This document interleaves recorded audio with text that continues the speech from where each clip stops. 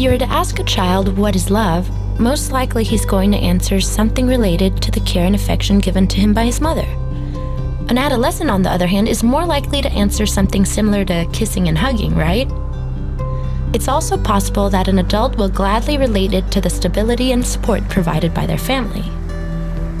But if we were to ask a bitter old person, they might answer by calling it a fantasy. Love is one of those things that we often talk and hear about all the time, sometimes without even really understanding it. But if it didn't exist, would life still have meaning? While reading the Bible, I have come across verses and poems that illustrate love as a high and holy principle and something that God Himself has created. A romantic principle, explicit and unconditional. Something durable and beautiful. Very different from the love that comes and goes and is awakened by impulse.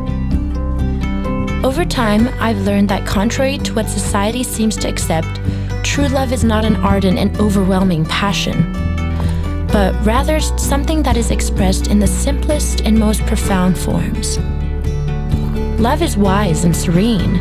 Only true love makes the affection given real and lasting over time. It's not an emotion, but a solid principle. Aside from that, something that fascinates me about love is that it has an immeasurable power. Love implies acting voluntarily, meanwhile every action only makes it grow bigger and stronger. Some will even compare love to a plant, making the connection that in order for it to grow, it requires to be cared for and watered every day. Only doing so will the plant remain green and alive. The same goes for love. When it's fed daily, it remains alive. Its branches don't fall off, nor does its leaves wither, but it remains eternal and immortal. On the other hand, if it is neglected, its leaves will wither and fall off. The truth is that as humans, we really only have one example of what this pure, perfect love is: Jesus. We should look to Him more often.